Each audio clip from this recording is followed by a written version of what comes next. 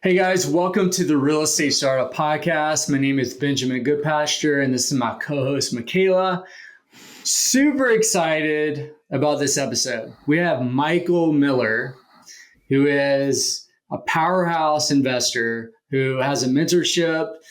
He does all kinds of creative finance, specifically sub-2 and seller finance. So we have some amazing takeaways. One of my biggest takeaways was just how he interacts with sellers. Michaela, what were your takeaways?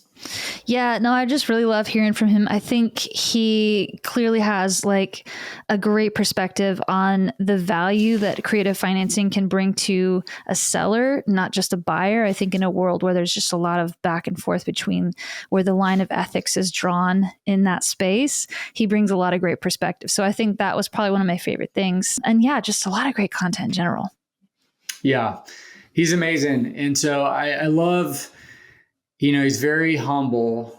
He's really smart. He says he's not, but he is. He's very smart. Don't let him fool you. He's a very smart guy. He has a huge finance background, and he's just buying up as much property as he can. I mean, he's like, dude, I'm buying everything I can this year.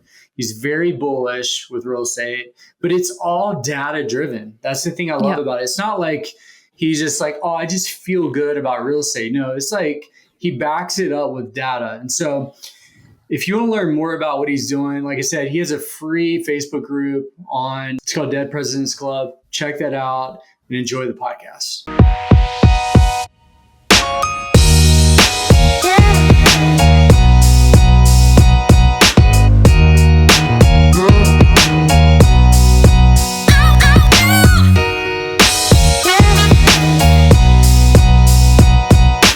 Micheal Miller, welcome to the podcast. So good to have you here. Thank you for coming on. Yeah, thanks for having me. Stoked. Many a good thing about you. I've seen a little bit of what you're doing with the Dead Presidents Club. And welcome to the show. This is episode number 8, I think. We're still pretty fresh. That's fun. I'm excited to be here. But yeah, I'd love to hear how you guys know each other. What's the story there? Because this is a new friendship here, but what you guys seem like you go further back. Great story. Not that much further. Not that, but we met around a pool, half naked. Great shirts off, having a drink at a friend's birthday party. And so we have a mutual friend. It wasn't Todd Jones. I think it was Erica and Ross's birthday. Yes. It was like a joint party for Erica Jones and Ross Rogers. Yes, but it was Gabriel Mays that introduced us.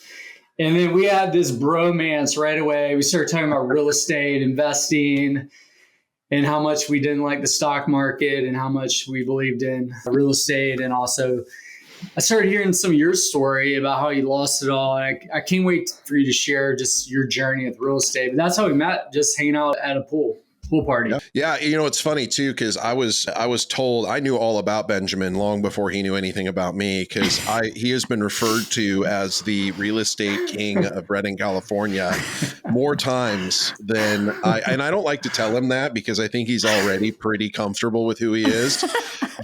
But legitimately, I was in the pool and Joshua Johnson was like, "Hey, have you met Benjamin?" And I'm like, "No, who's, I've heard about him." He's like, "Oh no, that's the real estate king of Redding. You got to meet that guy." So it was Josh. It was actually JJ that like pushed me over, but I think you were with Gabe Mays. And so we connected and, the rest is history. I think I invited you out to lunch and we collaborated on a fourplex you stole from me. But other than that, I think the rest is history. Whoa. Let's just clarify. There was no stealing involved. Actually, what happened is you teed it up for me. That's what you did. You actually handed it to me on a silver platter. This is true. I'll give you that. And I will tell you this, it's better to be lucky than good. That's the moral of this podcast. No, I'm just kidding. No, it's good. I've learned a lot from, I know we could jab each other all hour, I'm sure, but I've learned a ton from Benjamin. I went to one of his meetups. Like, when I went into real estate, like when I leaned fully into real estate, I've always dabbled in it. I always like have had real estate, done investing, done stuff. But like I was looking for the guys that were doing it. And Right. Ben was one of the first guys in Reading that I met that was actually doing it. And he was already leading. He was leading the meetups. He was leading the charge. He had a lot of projects going on. And so I was honestly like, I was like, I just want to be around the guys that are doing the stuff. And so I got with Ben really early. I've learned a ton already from him, and it's been fun to see each other win in the city more ways than one. I feel like we've kind of switched roles. Like actually you're doing like way more than I am right now. And I'm like doing way less. I'm doing like one main project and you're doing probably like 100 projects, which is crazy. Like That's awesome. I can't believe how much you're doing right now. So well, you've been that's doing it a pretty lot cool. longer than me, so I'm just not burnt out yet. That's really the difference. I'm just not burnt out yet. That's all it is. Oh my Hey, I'm gosh. just taking a little break. I'll be back.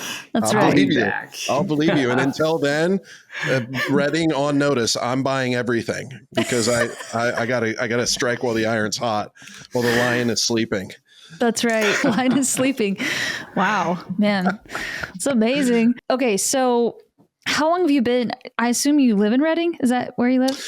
Yeah, so we're currently in Texas, actually, just temporarily. Okay. We're adopting our third child from here, so we've been living in Texas since Amazing. November. But Reading is home, and Reading will continue to be home. We should be back there by the fall. Wow, that is so cool. My family adopted 4 kids when I was awesome. All 3 kids, all 3 of our kids are adopted, so we're a big adoption family. Man, good on you guys. That's awesome.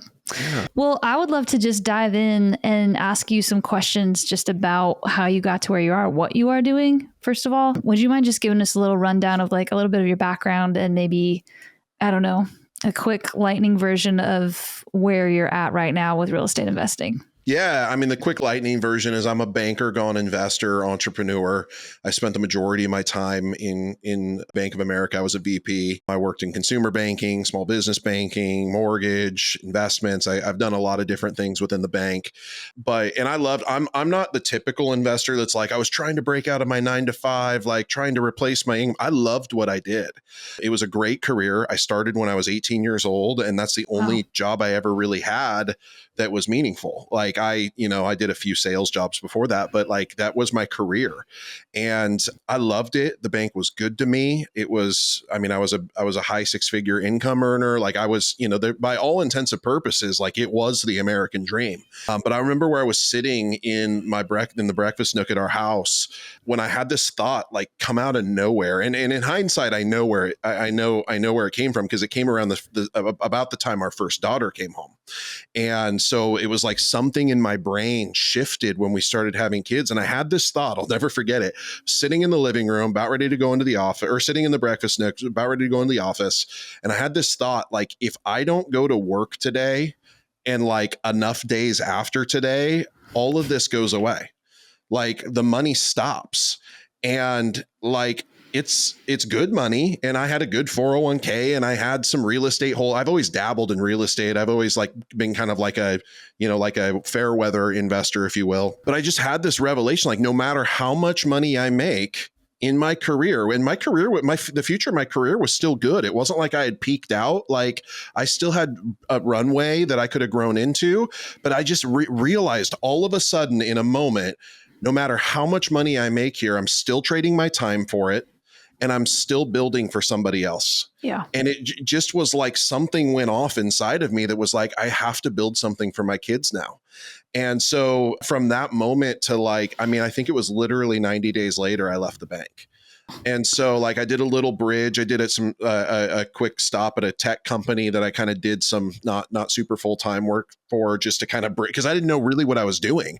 I just knew I was going to build something different. And I owned a couple of businesses, so I had a little bit of stability. I already owned a construction company and some other stuff. So I had like some idea of how I was going to make it work, but I knew real estate was going to be a big part of it. I mean, I bought my first deal in 2007. And that's a whole story in and of itself. But for me, like I knew I've always obsessed over real estate. Like while my wife's watching The Bachelor, I'm doom scrolling Zillow. Like that's how it works. And so I just started looking for the guys that were doing it. I'm like, I know enough to be dangerous. I got a little bit of cash, so I'm going to try to figure out how to do some stuff, but I need to figure out like who the players are and get in the room with them if I want to make this meaningful. And so that's literally how I met Benjamin. Dang. That's awesome, man. So yeah, go for it. I was just going to say, so from 2000, when you stopped working the 9 to 5, what was that process like for you jumping into real estate full time? Like, how did you figure that out? I mean, so what I did is, like I said, I took a little detour. I worked I went to a tech company in the Bay Area that was building out their West Coast, because I knew it was like a sales exec position, because I knew that I could do that with a fraction of the amount of time I was investing in what I was doing at the bank. And so I was like, I'm going to do this as a little bridge while I kind of figure out how to stabilize my ecosystem. So I did that for 1 year, because by the way, like I'm not the burn the ships guy. Like I'm not I know that's kind of what I did, but like, I don't really advocate for that for people. Like if you can work a W-2 and like cover your BAM line, I call it your BAM line, your bare ass minimum. Like if you can cover your life while you invest, you're going to be way healthier and way happier than I have been at times building this business. So I'm not an advocate for doing it exactly the way I did it, but the way I did it is I took a small bridge with this tech company, and I did that, and then I started grinding. And specifically, what I knew I needed was I needed to get to the people who had been places I hadn't been yet.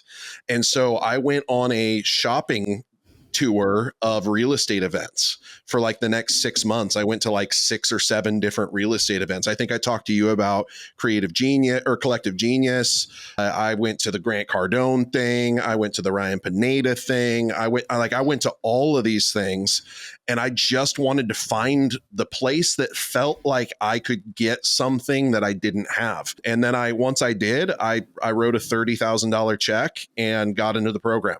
So literally that was the journey for me. And the rest, I mean, people ask me all the time, well, did you get an ROI? Well, did I get a deal, or did I get capital, or did I get the things that most people think an ROI would equal? Well, of course not. But I have done everything I've done since then as a result of the things that I've had access to and been exposed to because of that investment. So when good. was that? Was that in 22 or 23? 22, November of 22. So I had it November of 22 and then kind of all of 23. And now I'm pivoting to another program. But yeah. So, I mean, that's super cool. So what did it look like for you to transition? So you transitioned into real estate and you went all in, it sounds like, but I kind of know about you as like one of the creative guys, like when it comes to creative real estate. I mean, maybe I'm jumping the gun here, but I'm so eager to hear about your process and journey with getting into creative real estate. What does that look like for you? Well, let me tell you first the mistake I made before I learned creative. Okay. Because actually the very first thing I did after leaving the bank was I had some cash and I went out and bought, because I own a construction company, so development was naturally like on my radar. The very first thing I did is I went out and bought almost $1 million worth of dirt, cash. And yeah, and I'm like, I'm going to develop this stuff. I don't know what I know how to build. I know how to buy dirt, but I didn't know anything. I don't even know if you remember this, Benjamin, but you asked me something in the pool that was triggered me to go, I need to figure this out. But you asked me what type of marketing I was doing. And I was like, I remember like kind of fumbling through it, and you said, I forget the acronym. It was like DTS or something, like direct to seller. And I had no idea what you were talking about, because at that point in my career, like at that point in my journey, like the only deals I'd ever done have been deals that like I got pocket listings from an agent, or I found something that was on market and I just bullied them with cash, or like I didn't have like an understanding of the game really. I was a hobbyist investor at that point. Right. And so that's what I did with the dirt is I literally went and bought all this dirt and just paid cash for it, bullied them with cash, thinking I'm going to develop these properties. Well, literally 6 months later, everything happened with COVID, the supply chain, construction costs double. And now all of a sudden it doesn't pencil to build these to develop these pieces of dirt. Right. So I don't have the cash to even do what I want to do because I sunk it all into this land that I'm not like stressed about. It's going to be fine in the long haul, right? We all know that it's fine in the end if we can hold it. But like now I'm out of money. And Right. so I almost had to get creative or learn creative because I made the mistake of writing a check for all of this dirt that I thought I was going to. And my plan was, well, I put the money in the land. I'm not going to have any problems going to the bank and getting a loan because the land's free and clear, blah, blah, blah. Well, we all know how that worked out 2020, 21, 22. And so fast forward to like me really, and that was honestly like, I think I might have even done that right before I left the bank. I might have still been at the bank when I started like doing a land grab. And all of that to be said, what it did for me at the time was it caused me to realize like I need to slow down and I need to learn the steps. And in the process of learning the steps, I learned all about creative. And so, I don't know what side. I mean, the creative means a lot of things to a lot of different people, and I don't want to hijack the episode, but like I have built the majority of what we've accumulated in the last, year and a half, 2 years has been on creative finance. And to me, what creative means is some version of low or no cash, no credit or unconventional credit, and largely no financial credibility, meaning no W-2s, no tax returns, no, financial statements. And we've bought a lot of real estate with no cash, no credit, and no financial credibility.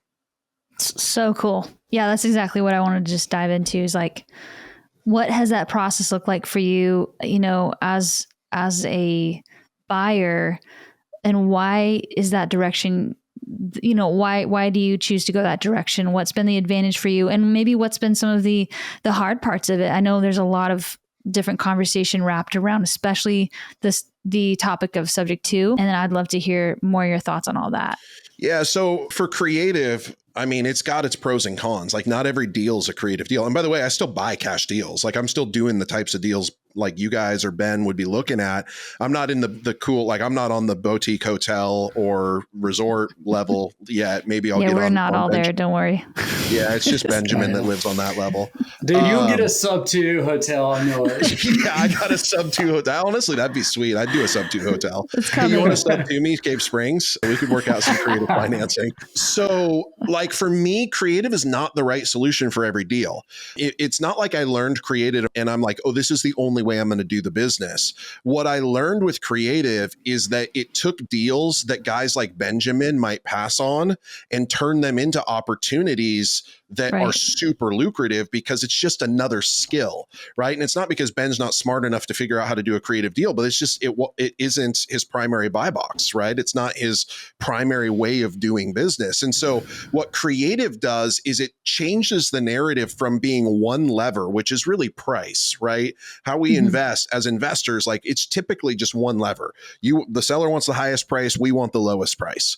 With creative, it's like price is just one lever. There's other levers like interest rate and term and down payment. And we've got, 5 or 6 of these levers that, if the price lever isn't good enough to make it a deal that I'm willing to buy, maybe I can offset it with 4 or 5 of these other levers to make it a scenario that actually works for me. And especially in my scenario, because I'm a buyer, right? I'm not primarily, I'm not a fix and flipper. Although my CPA got mad at me last year and now I'm flipping a bunch of stuff because I've got too much depreciation.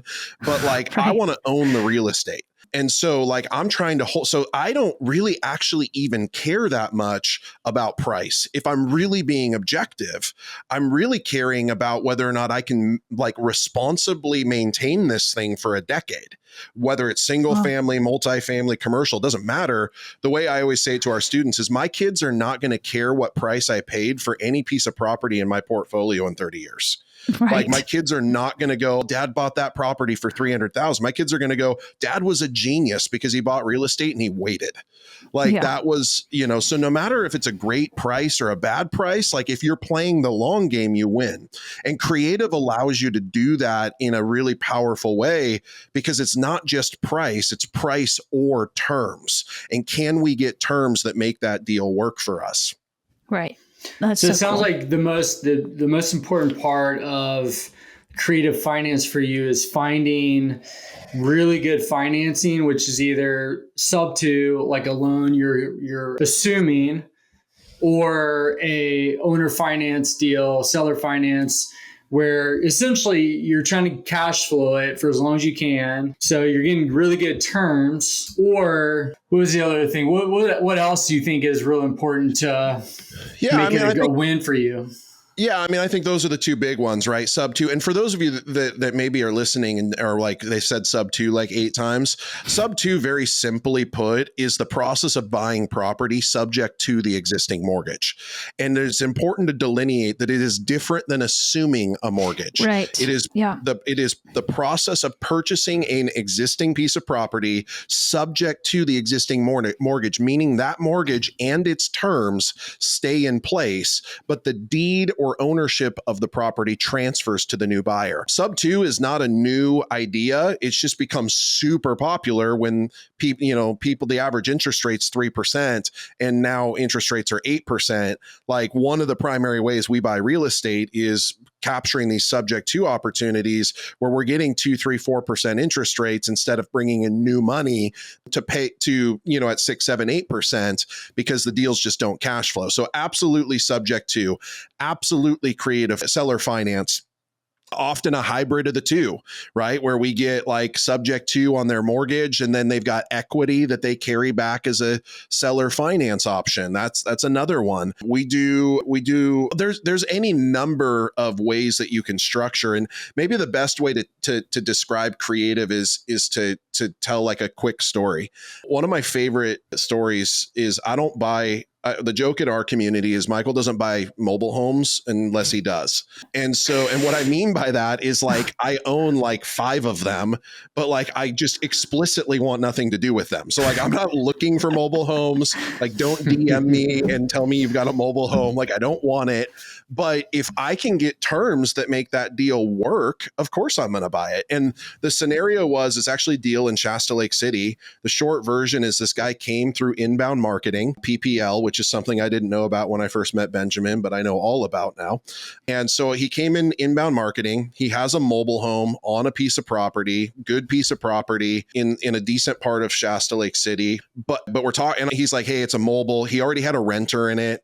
And I got the call, and I got the email inquiry, and I called him and I was like, hey, what's going on? Tell me about the property. Tells me it's a mobile. And in my brain, I immediately go, this is just one I'm going to pass on, whatever. But I'm always curious. Like, I always want to know what the story is. I always want to know what's going on, because you just never know where the deal is. Right. And I'm talking to him, and basically comes out, he's like, I want $100,000 for this place. And I'm like, oh, well, it's not, it might be worth 75 if he's lucky, and it's a mobile, it's a depreciating asset. Like, all of these things are like red flag, red flag, red flag. And I just asked him this question. I was like, hey, if I gave you $100,000 right now, like, I just wrote you $100,000 check, like, what would you do with it? And he's like, this is my plan. I'm going to go buy a travel trailer. I'm going to tow it behind my truck, and I'm going to go see my grandkids and travel across the country for my retirement. And I'm like, that's amazing. That sounds awesome. Do you know what travel trailer you're looking for? And he's like, yeah, I just left Bird Dog or Bluebird or whatever the travel trailer place is. It's this model. And he's all excited and he's telling me about it. And I was like, I'm just curious, like, if you finance that, what would the payment be? And he's like, dude, I asked him, it was $436. I mean, he literally knew all these things. He's telling me the story. And I was like, listen, I'm not a buyer at $100,000 on this thing cash. Like, I'm just letting you know, like, I'm not your buyer. And I think you're going to have a hard time finding a buyer, but I can't, anybody could sell anything to the right person. Right. But here's what I would say.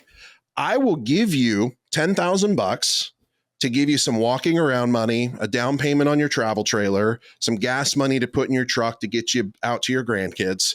And you're going to seller finance me the 90 principal only payments for $500 a month until this thing's paid off. And once it's paid off, we're all clean and clear. You got your price, and your dream. You told me everything you wanted. you got your travel trailer, you get to see your grandkids, you got your price, but I need terms that make this make sense for me. You've already got a renter in there paying $800 a month. I'm $300 a month positive cash flow for now. And, and it's a win-win. And this guy literally goes, that's possible. That was his response. He goes, that's possible. Wow. I'm like, yeah, it's totally possible. Like, let's, if that makes sense. So long story short, I now own a mobile home that is now paying $1,000 a month. I've put nothing into it. Cost me 10 grand to pick up the land and the mobile. And I'm paying 0% interest on this $90,000 note for 15 years or whatever it is. And when it's paid off, I'll probably sell the mobile home to Ben for Cave Springs and build a stick built or something on the lot. The point is the deal didn't make sense for the typical investor buy box. But when I found the motivations of the seller and start to think creatively, I'm gonna make money on this deal on the front end, probably in the middle somewhere, and definitely in 15 years on the exit, because creative allowed me to do it. So that's just one scenario of like a deal that wouldn't make sense, all of a sudden making sense. I think that's awesome. I think one of the biggest things, like takeaways from that story, is how you solved his problem. Like you listened, you asked questions, you're curious. You just let him talk and he told you this whole story, and then you were able to solve the problem. Like, okay, I can help you buy that travel trailer for $400 a month. And that's incredible. And I think the thing I was thinking about before when we were talking about just like, what are the terms? So it sounds like little cash as possible for these deals. Like you're looking for almost zero down or maybe a little down as possible. And then as long as they cash flow, that's probably your main metrics in negotiating a good creative deal, right? Yeah. I mean, here's the thing you're going to hate about this response is that the answer is always going to be, it depends.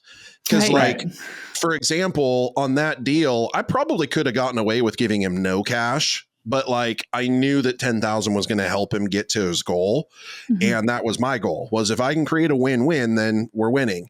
On that particular deal, the way that I justified it was the cash flow at $800 a month was 36% cash on cash return. I'm getting $300 in cash flow. That's $3,600 a year, 10,000 into the deal. I got 36% cash on cash. Also, we know that there is value in that mobile home. There is value in that land, and there is other opportunity that, through me, I'm thinking now like putting some tiny homes on it. I'm thinking about, there's lots of other ways I can make that deal work. But one way that I analyze creative is through cash flow and cash on cash return. The other way that I look at deals though is through what I would call the phantom ROIs, right? Stuff that a lot of people don't, for whatever reason, think about because their accountant doesn't give them credit for it. A simple example of that is principal buy down, right? Like you guys understand that component, but a lot of people don't. You get on an average mid-sized property that you have like a $300,000 priced home that has a stabilized renter in it. You get about an average of 5% annual return just by letting the renter pay down that balance. The accountant doesn't give you credit for that, but that's absolutely an ROI, right? So I get 5% there. I also get, in a normal market nationwide, 3 to 5% in appreciation.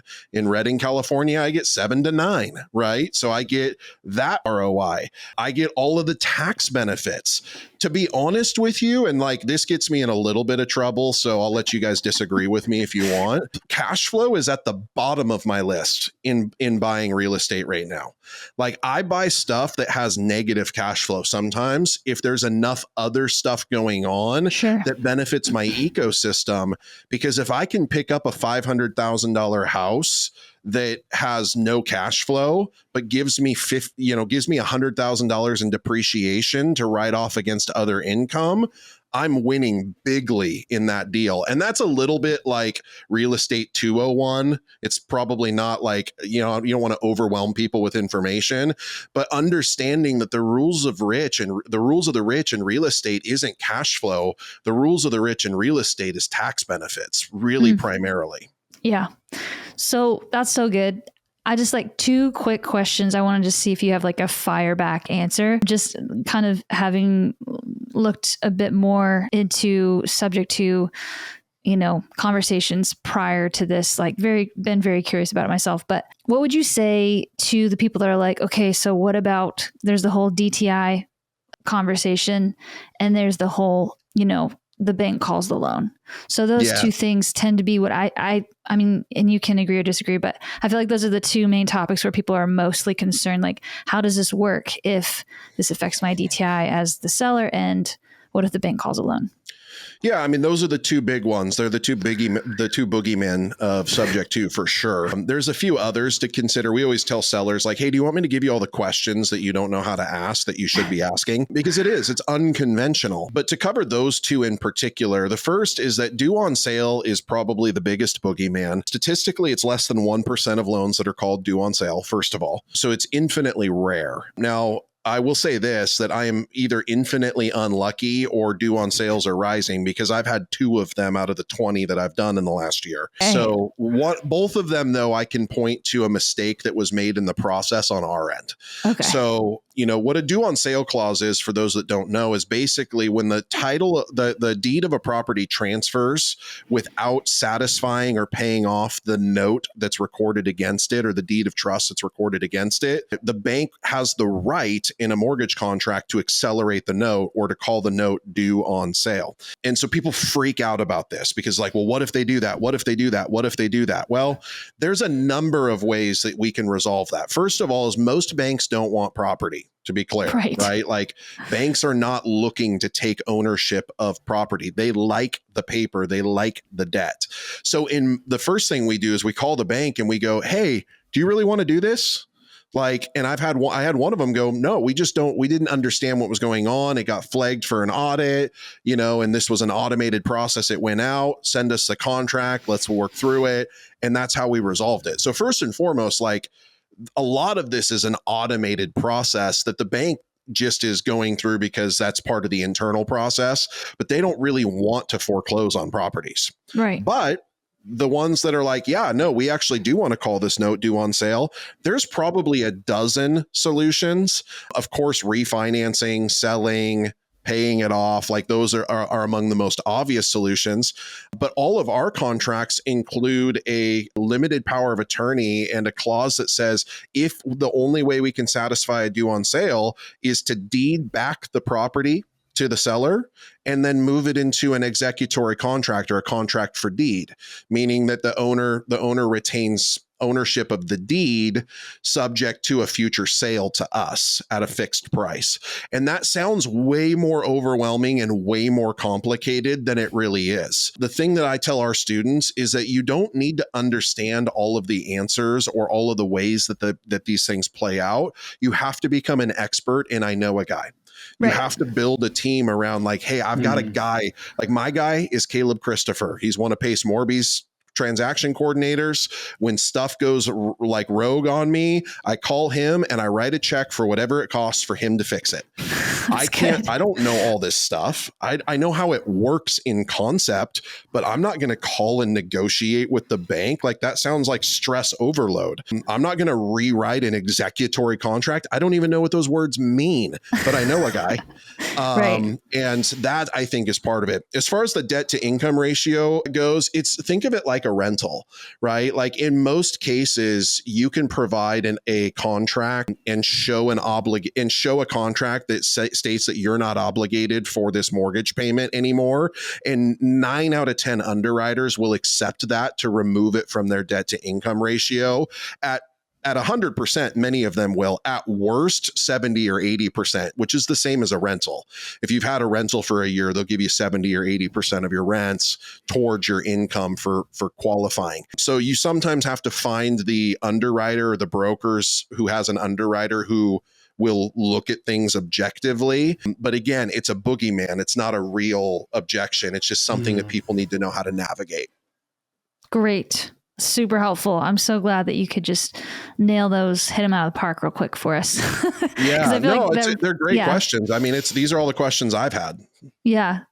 So what did you do with the one that, weren't able to negotiate. Did you do that lease to own?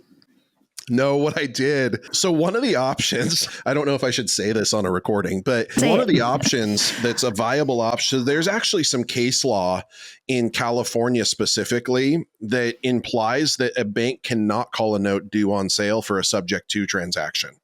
Okay. And there's actually a court case validating this philosophy. And so me and my specialist kind of got head to head on this, and we're like, what are we going to do with this one? They're not cooperating, and so we got to resolve it some way. And he proposed that we play chicken with them. That maybe they just, because you got to remember, guys, like, especially this is a bit, let me caveat, this is a much bigger problem when you're talking about a small or regional bank. If you're taking a mortgage subject to from Bank of America or Rocket Mortgage or whoever, like, these guys have hundreds of thousands of loans on their books. Like, this is not like there's somebody sitting in the back office, like, combing through these things, trying to figure out how to, like, call loans due on sale. So much of this process is literally like automation and like reaction to inputs, like data coming in. And so the advice or the theory was, with this case study, that they can't, first of all, legally speaking, a bank cannot foreclose on a property while still accepting payments. Meaning that if my auto pay is going through, they cannot start the acceleration process.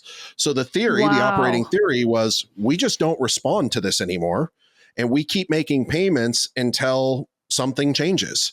We did that for about 6 months, and I had enough sleepless nights that I was sick of it. So I refinanced the loan. So that's how I dealt with it. It was a small loan too. It was only like $100,000. So it was like a really small deal. So it wasn't a big deal. Mm-hmm. So I just brought in a private lender and just took them out. But the reality was I went 6 months making payments, and there's no issue whatsoever. It is possible that I could still be doing that today and nothing would have ever happened at all, because they may have been playing chicken with me a little bit, knowing that in California, they may not be able to accelerate this loan at all. Because, by the way, sorry, just not to get into the weeds, but for you to understand, subject to, like, you've all heard of a subject to transaction, you just didn't know it was subject to. For example, if you've ever moved a property into a holding company or a trust, that is a subject to transaction. The mortgage is in your name, but you moved it into a holding company. The only difference is you're the owner of that holding company, right? But that is a subject to transaction. Another example is if people get divorced and in the judgment, one of the spouses loses the home to the other, the court will order them to quit claim the spouse off of the property, but their name is still on the mortgage. That is a subject to transaction. So there's a lot of examples of subject to taking place, and people don't even realize it.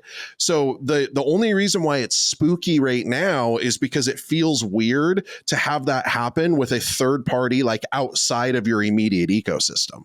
Right. So fascinating.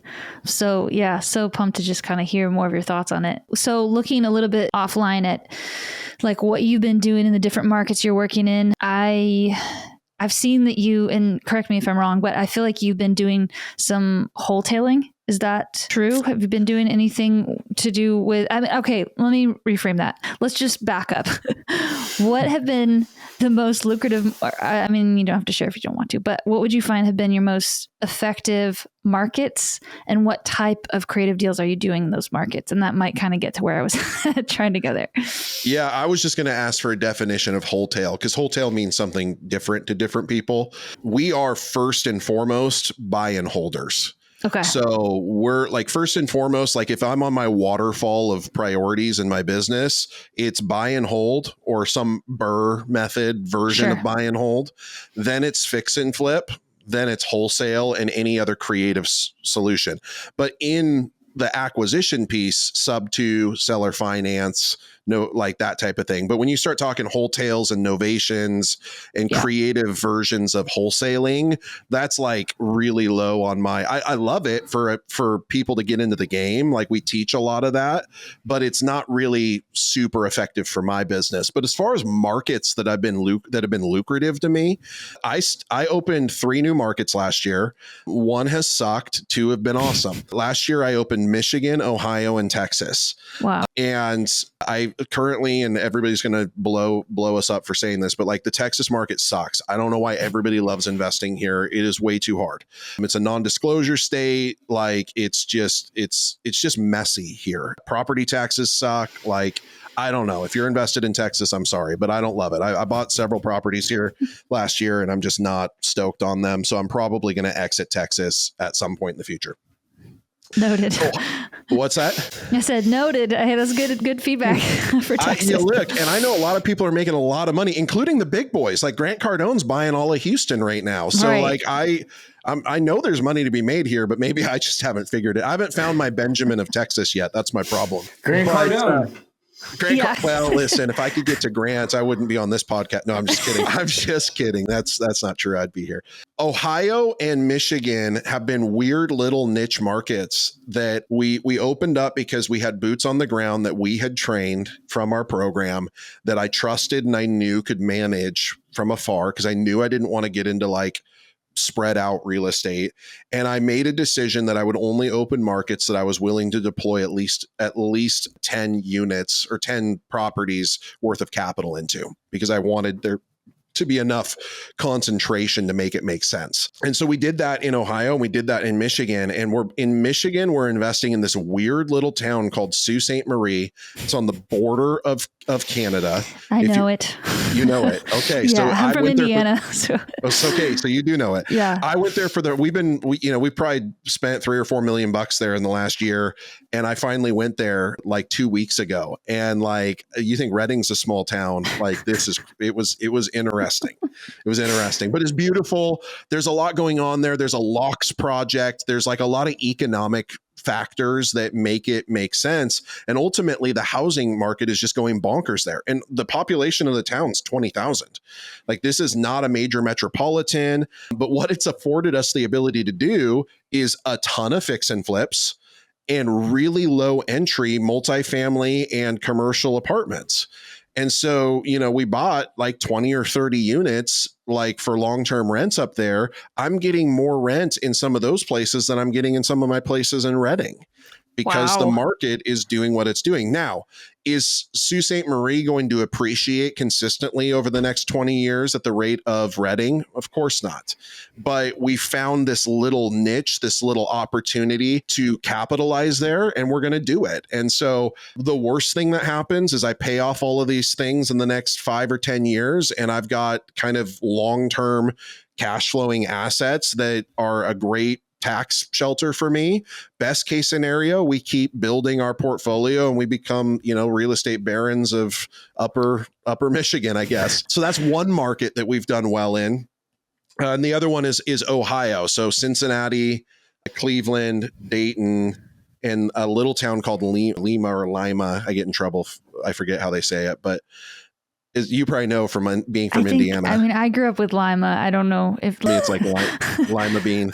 And again, not historically, not the thing that's been interesting about Ohio is that it's historically not a major appreciation market, but that's changed a lot in the last 5 to 10 years. My hope for Ohio, especially with population growth, a lot of people are moving to Ohio for some reason. My hope for Ohio is that it's a beautiful mixture of cash flow and appreciation. So those are the 2 markets I'm most excited about. There's some other markets we're looking at, but to be honest with you, until we get to 20 or 30 units, well, Michigan's pretty well stabilized, but in Ohio, until we get to that 20 or 30 property kind of range, which isn't hard to do out there, but we're also pretty picky. We're probably not going to open any new markets, but I know Indiana's on the list. Like I'd love to pick your brain on Indiana. Me too. I live in Nashville now. Indiana's a little bit I'm trying to get back up there. I do want to kind of get back in the game there, but yeah, I see it. It's weird. I'm like, what? Yeah, is off. a lot of the big guy or the mid-sized guys, like I just saw, I don't know if you guys follow Sam Prim at all, but he's buying a bunch of like 100-unit apartment buildings in Indiana right now, Wow. because he can buy them for 10 million bucks instead Right. of, 50 million bucks or whatever. Right. So, it's an interesting market, but there are other markets that are waiting. But for us right now, I love California. Like, I don't care what anybody says about California. California is my favorite place to invest. I love California. I hate the landlord laws. I hate all the same stuff everybody hates, but the appreciation and the stability of the assets far outweigh the headaches and the headwinds that come with them. Wow. So I love California. I love Michigan right now. I'm starting to warm up to Ohio. I hate Texas. That's my current synopsis. No, that's really helpful. I think when you and I had chatted, and you might not even remember this, but a few months ago, I think you had a couple deals in Florida, and I feel like they were wholesales. That's why I was kind of bringing that up. But I don't know. This is a while. You probably do like so many deals. You're like, I don't even remember that. Well, we have a large, so because of we grew the community and we have a mentorship as well that's national. We have a lot of people like students in Florida. We have a lot of people in different places, and we were looking to open Florida last year because I also like Florida. But you're probably right. We were probably wholesaling something in Florida because we have done deals in Florida, but no, I don't own anything in Florida right now. It would be all wholesale stuff. Yeah. I just started working on this. Well, it's actually a full-time gig, but I just started with a hard money lender, very small team that has a private fund. And so I just put the pieces together. I didn't realize that was you. Hey, it's me. Hey, it's you. So yes, that was I'm remembering what you're talking about. That was a wholesale deal. Yes, that was. We don't do a lot of them. Okay. But that one was a wholesale deal. And well, I mean, go ahead. We ended up wholesaling that deal instead. Okay. No, I mean, that's funny. I didn't realize that was you. I literally didn't put those pieces together. Yeah. Can you give us a definition of what wholetailing is? Because a lot of people don't know what that is. Wholetailing, I mean, in my definition, and again, everybody's got a different definition for these things, but my definition of a wholesale is a scenario where you buy and actually close on the property and then turn around and list it on the market with little or no rehab. So in that particular situation, it was just a time thing where like the lady, it wasn't a fix and flip, it didn't need that much work, but she didn't have enough time to let us do a novation, which a novation, different than a wholesale, is when you get a property into contract and you operate as almost like the concierge salesperson, where you will list it on behalf of the seller, but you'll also market it to off-market buyers like investors. And what you do is you get a contract locked in at a fixed price with the seller. And then of course you go market it at a premium. And the benefit to the seller is they're not managing any of the process. They don't have to deal with realtors. They don't have to deal with any of those things. If there's repair to be done, you can build that into the agreement. But generally you need 60 days for a novation. This particular situation was, I think she had to be out of it in 20 days or something. And so we were looking to close and then turn around and sell it on market. And it would have been a good spread, but it wasn't enough to make it really, really exciting. Yeah, no, that makes sense. I know we're kind of wrapping up here soon, but if you have time for just one or two more questions, are you good on time? Oh, I'm here for you guys. I'm good. Okay. A question that I would have would be, as someone that's kind of sounds like you have boots on the ground in multiple markets. Sounds like you guys do a lot of good marketing. What would you say right now are the biggest needs of sellers across the country? Like, where is the eagerness level? Where is your ability to negotiate? Like, what would you say the temperature is of those things? I mean, it's such a good question. It's so hard. I mean, I don't think I've got anything that you don't already know or haven't already thought of. It's a hard, let's be abundantly clear. It is a hard market right now. Like, whether you're a buyer or a seller, it is a tough business. It has been for the last year, at least, which is for a lot of people is discouraging.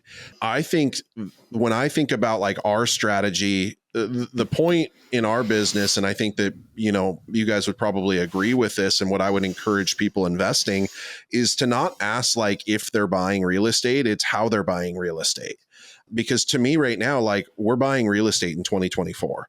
Like I will buy as much real estate in 2024 as I can responsibly get my hands on. How I buy it is what's up for debate, right? Right. We're doing a ton right now. Like we're not doing as much sub 2, at least we haven't so far this year as we did last year. I think that that's largely connected to a couple of factors. One being that it's much more competitive now. I mean, if you guys don't know, like literally go Google Facebook sub 2 and you'll find communities with hundreds of thousands of people that are learning this sub 2 thing. And so it's just become more saturated, more competitive. But also interest rates now, like when we were 18 months ago, when we were marketing properties, we were marketing most of the properties we were seeing had a 2, 3, 4% interest rate. Now, when we look at them, most of them have a 5, 6, 7, 8% interest rate. And so it becomes less attractive. The sub 2, at least again, and, if you're Pace Morby, you'd disagree with me, but like sub 2 is becoming less the emphasis than it was 12 months ago. Interesting. And so I think for answering like the question of like, what is sellers looking for? I think they're just looking for problem solvers, and creative is still like my favorite way to buy is creative, not because it's even the best deal, but because it's the most fun and we can really solve problems for people. Like we can really go, the thing I always tell sellers is, guys, we're not nickel and diming you over price. Tell me everything you want, hope, and wish for out of this transaction. And my job is to say yes to all of it. Because if I can say yes to everything you want, and then I offer you terms that make this a deal for me, why wouldn't you say yes to my terms? I gave you everything you wanted, right? So I think sellers in this market, like, they want to think they're open to something different. They're accepting the fact that they're not going to go on market and get 15 offers over asking, but they're also frustrated by the fact that they can't get into something else. I mean, I love Benjamin's probably done the most creative deal I've ever heard of in solving problems for people in mobile homes to turn them over out of Cave Springs by literally going and procuring and literally moving and relocating mobile homes so people have a place to go. Like that's creative. Like that is a creative solution. So it's not just about like, how do we like structure a mirror wrap mortgage to make the terms, like, it's like, what are we talking about? Like, what are all the things you want, Mr. Seller? Can I help solve your problems? Because if I can, there's a pretty good chance that we're going to find a deal. Oh, it's so cool. So well said. Just solving people's problems. Like, I think it just brings us back around to, I mean, it's so cool to hear you say these things too, especially in a space where a lot of people have questions around the ethics of subject to and how much it's bringing value to the seller and how much someone might be quote unquote taking advantage of somebody. And I just love your concept of, well, let's start with trying to solve all of their problems. And if their problems are solved, then at the end of the day, it's a win for everybody. Yeah. And it's not the right, and we have to accept, and this is where wholesalers and investors get a bad rap, is because there's a lot of them out there that are only worried about their bottom line. Right. And to me, I go like, we tell sellers all the time, sub 2 might not be the right fit for you. Like this, you might do better on market, or sometimes you will do better on market, right? Like, and we have no problem letting those deals go because we're not scared that there's not going to be another opportunity. And I think that's the difference, is like, are we hustling to build an empire that feeds us? Or are we partnering with people's hopes, wants, and needs to create solutions that make everybody feel like they're winning? And yeah, I mean, you call it ethics. I just call it humanity. Like, we take care of people. And there's something gravitational about providing value to another human being. In Christian world, we call it reaping and sowing. In business, it's like what goes around comes around. Like when you put it out there, there's something about value that is gravitationally attracted back in terms of ROI.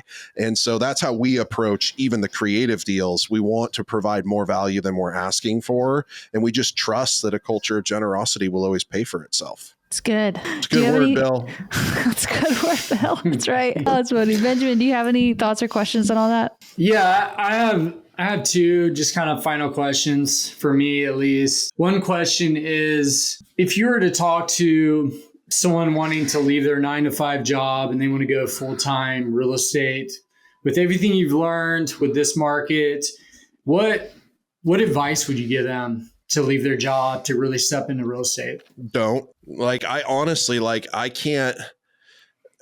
And I know it's tongue in cheek, like jokey, like don't do it. And then if you try to talk yourself out of it and you still can't get away from it, then do it. Like, I know the cliche, but that's not really what I mean.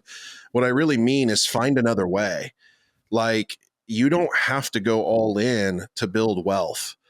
My best advice to people is to define their freedom, like to define what is the unto, what is the why, what is the, there's a million books you can read that talk about defining your why. But like for me, freedom isn't about an amount of money. It's I get to do what I want, when I want, how I want. And freedom looks different for me than it looks for Benjamin, than it looks for Michaela. Like every person has to define what that looks like. And you may find that the stress and the pressure and the anxiety and the sleepless nights that we've all experienced in this business are not worth the trade-off of going all in.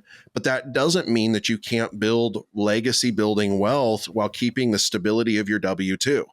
So I just challenge the narrative to like burn the ships. And I know that's not popular in this like yoked social media influencer era, but like, I just don't know that you have to burn the ships to do it. For those of you that are built like me and probably like Benjamin and maybe like Michaela, I don't know you as well yet, who are just going to burn the ships no matter how you try not to, like my best advice to you is to invest in a community.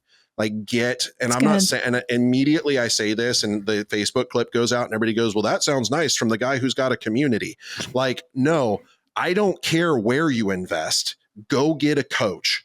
Go get a mentor, go get a community, like get into a room like this with people who have been places that you want to go. I want to be the dumbest guy in the room. I no longer, and I come from a world where I was celebrated for being the expert in the room.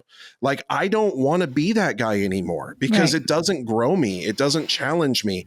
It's why I hang out with Benjamin, because I know he's done and seen and experienced things that I haven't experienced yet. So the very first investment is not what deal you're going to do, but it's who are you going to get? And if you don't have friends or leaders or people in your ecosystem that you can immediately tap into, then the best thing you can do is buy your friends.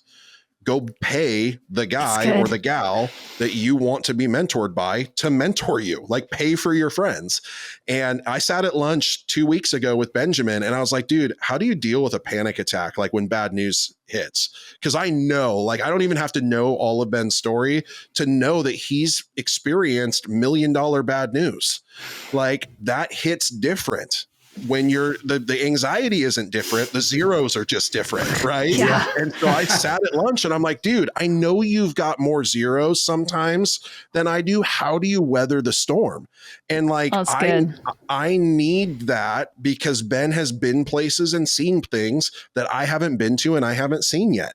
And that to me is like a long-winded answer to a short question that says you got to invest in your people and your network before you worry about any of the other stuff. That's good, man. That was really good. All of that. So my last question for you, it's kind of a two-part. What is your big vision for real estate in the next 5 years? And what do you consider your like superpower? Like what is it that separates and makes Micheal Miller this genius, awesome real estate investor? I don't know. I'll have to think about that one for a minute because I don't know if I would have defined myself as any of those things. What do I think about real estate in the next 5 years? Real estate is going up in the next 5 years. And I know that's probably easy said from a real estate investor. But my question is not whether or not it's going up. It's whether or not it's going up a lot or a little. I don't see, we don't have time to dive into the economic data that unless there is a massive shift in inventory through any number of means, there is no economic argument for a real estate crash in the next 5 years. Now, is real estate going to crash? Yes. Like it will crash. Then it'll rebound and then it'll crash again. and then it'll like it's cycles. So this is not like me going like, we're never going to have another real estate crash. Of course we are. I care less about the next 5 years than I care about the next 50 personally. But my short-term vision is that real estate will continue. This is the best time to buy real estate in the next 5 years. I don't see an economic argument. I don't believe in listening to talking heads. We trust the data, not the news in our business. And so the data tells me there's no economic argument because of supply and demand and shortages. There's no economic argument for single family housing to go down.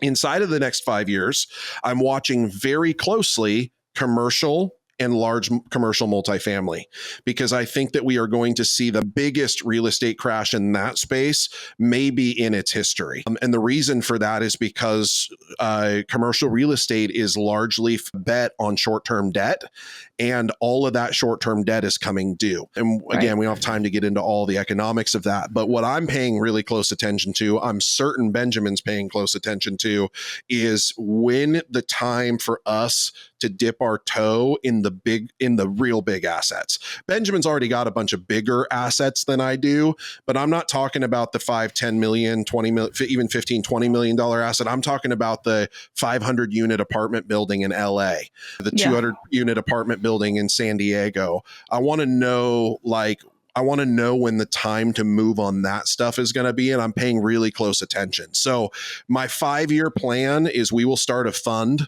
of some sort, and we will buy our first like deca $1 million mega asset, like, you know, the $50 million asset. That's where we're going to go. But as far as single family and small multifamily goes, I just go buy. Like keep as NSYNC would say, buy. You know, keep it going, because I just don't see an economic argument for it failing. And even if it does, if you wait, you win. So that's my 5-year plan. What's my superpower? I think if I had a superpower, it's that I try my absolute hardest to be a learner. I just want to know what I don't know. And I'm not interested in being the smartest guy in the room anymore. That was my history. That was like what I pressed for. I wanted to know and be the answers guy and like have all the information. I'm now in a phase of my life and my business and my journey where I'm like, I just don't know what I don't know. And I want to stay there. And when I get into environments where I'm consistently maybe the smarter guy in the room, I start to question whether or not I'm challenging my network, right? I start to look around and go like, who do I need? And so a practical example of that, no hate on the program I was a part of, it got me to where I am. But I came to the end of that program realizing that I wasn't around enough people who have been further enough ahead of me anymore. And so I need to go find another program that's got the bigger players. That's good. And so that's what I'm looking for right now. Maybe it'll be Collective Genius. Maybe you can sponsor me, because I don't think they'll let me in unless I'm with a cool guy. But dude, they'll totally let you in, dude. Yeah, right. But that's what that's my superpower, I think, is just to be a learner. It's awesome. That's amazing. I love just how humble you are. I feel like you carry humility so well. And really, I just like listen to you talk. Like, I think you downplay, you really do. You downplay how smart you are. And that's your humility, because you really are smart, and the things you talk about and the way you communicate it. I just felt like you're able to communicate it on a level that most people, us folks, understand what you're saying. Because with finance, it can be so complex, overwhelming, high level, and it's hard to understand. But I like listening to you talk. I think you are made for stages, podcasts.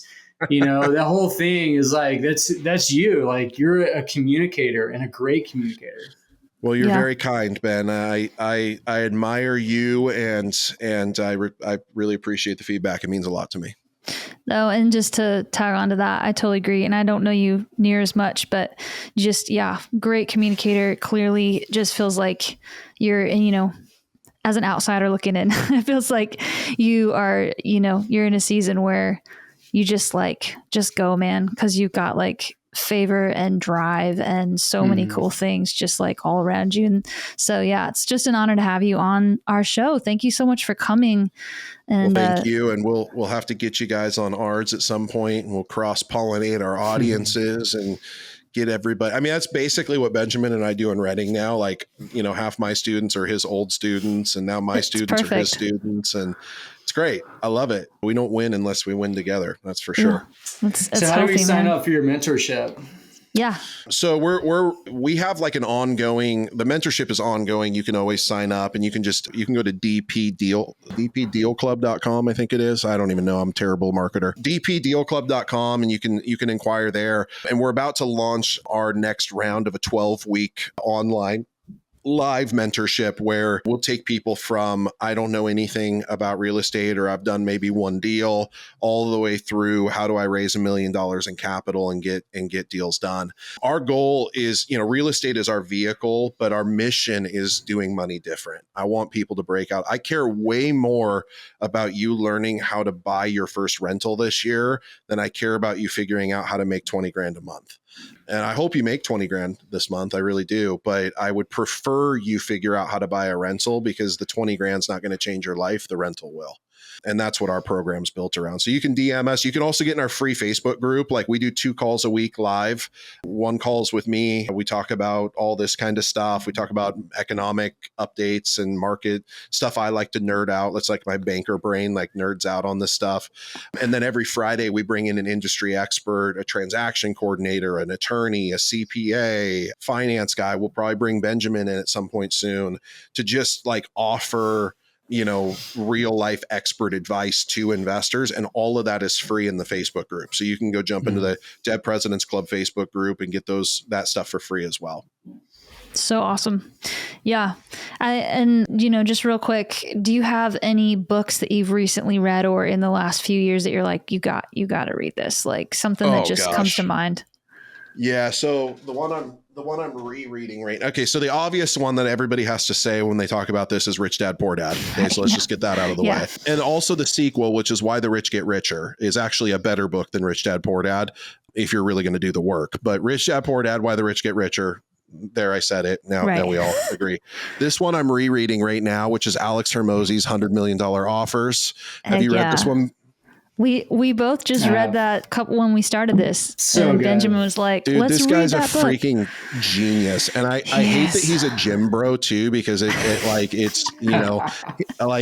I have to hate him a little bit because I'm not a gym bro. But like, you want to talk about a guy who understands intrinsic ROI of providing value. 100%. Like, that's the book. Yeah. I've also got Atomic Habits in front of me. It's another big one. Who Not How is a big one. Love it. I think actually Benjamin's the one that turned me on to Who Not How. Yeah. What else am I reading right now? Probably one of the more formative ones, we're just talking real estate, obviously, was Multifamily Millions by David Lindahl. Yes. Cool. Okay. That one was so good. It was, you want to talk about somebody who can articulate complex concepts in a way that the normal people understand. Yep. Multifamily Millions by David Lindahl. So that's a few. I mean, there's a million. I read as much as I can, but those are a few that I'm hot on right now. Oh, I love it. So good. Thank you so much for coming and just taking time to hang with us. I don't know, Benjamin, you got anything else you want to add in there? No, I'm just thankful for your time, man. You're a powerhouse. Well, thanks for having me on. It's fun. I love doing this stuff, and we will get you on our stuff as well. It'll be good. It'll be good to cross-pollinate. And if I don't know what you guys do with all of this, but if there's any version of it that I can give to my team, like we'll tag you in all the stuff and all that as well, so we can help on our end. We got a little audience, but whatever helps. I know that I need to invest in the marketing, like the messaging. And so we're just spending the money now, which is, I hope it works out. I know, Ben, you've spent a ton on marketing and to me, I've had the greatest ROI for everything from employees to renters to buyers to sellers, all from branding. It's all been branding and marketing. That's been the biggest impact. Yeah. So partners, investors? Yeah, we're about to launch a kind of a parent company that is like more investment group or capital group branding, where it's more like financy, not like digital neon signs and like, Yeah. because what we're finding is that a lot of our target audience are people that are like, what in the hell is that? Like they like what they hear, but then they get to the thing and they see like a neon sign and they're like scared to give us their money or something. So we're working through like trying to create a more like polished brand that we will shove like capital and all that stuff towards as well. So I might pick your brain on some branding stuff. That'd be great. So yeah, we're cool guys. Learning. But yeah, thank you so much. Really good to meet you. This is more offline, but yeah, I did just kind of this last week officially start with a pretty large private hard money lender based out of Denver. He mostly covers Nashville and Denver, but every once in a while, if a deal makes sense somewhere else, he can either broker it or fund it himself. So keep us in mind if you end up in any of those markets. What do you do? What do you do for them?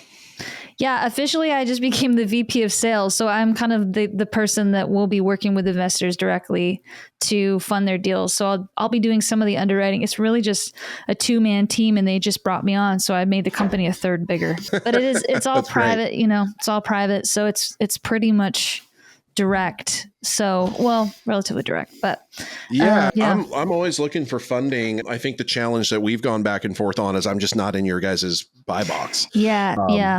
And so that's the trade-off. Nashville, Tennessee, not just Nashville, but Tennessee's on the list. I just am not opening any more markets this year if I can avoid it. Sounds like you got a lot going on. So yeah. And and I knew it going into it, but it's like, I learned really, really aggressively this year that 2 rentals is far more risky than 22. Like it's, I've always known that philosophically, but I've experienced it in this last year in a way that I'm like, holy, like we got to figure this out. So yeah, wow, that's interesting. So we're really focused on building those markets as much as I'd love to be in Denver. Although I did just look at a deal in Denver. I passed on it, but we did look at a deal in. It is not cheap. I was just out there last week and I'm like, wow. Well, that's the beauty of the creative stuff too. Like it's part of why I love California is because like, even if I don't get any cash, because I get no cash flow in California, nobody does, at least right now. But if I can pick up a $500,000 asset at 3%, like it's way more exciting to me than picking up a $50,000 fix and flip in Ohio. Right. Like, and so that's the funny part too, is it's like, we literally just spent like $3 million on fix and flips in Michigan, but it gave us like 30 of them. Wow. So it's like, but in California, I'd spend the same amount of money and get like, an 8-plex or something, but I'm still very excited about it because I like the appreciation of the long term, so I'm buying California. I would look at Colorado for like more long term. Yeah, I mean, just, let me know if any of those, like I said, he's open to some other places. Sounds like he needs to open up his buy box to fit me, no, I'm just kidding. If you can get him to lend in Sault Ste. Marie, I'll take all his money because everybody wants to, because they don't understand it. It's such a weird little market. Yeah. And then I got a weird one on the coast of California I need funding for that everybody's freaking out about. I'm like, it's worth the money. I don't know why you're scared. They call it too rural. Just chill out, people. It's worth it. Just chill. Look at the track record. All right. So no, that's really cool. Well, yeah, super cool to meet you. Hopefully we can connect more. And I was, like I said, before Benjamin hopped on, I've been looking forward to this. So I feel really excited about the content that we got in that conversation. I think that was a lot of really great points. So thanks for cool. Well, thanks for having me, guys. Anytime, I'm here for it. So cool. Good to see you guys. We'll catch up soon. All right. Sounds good. Thanks so much. Yeah. See ya. See you, man. See ya.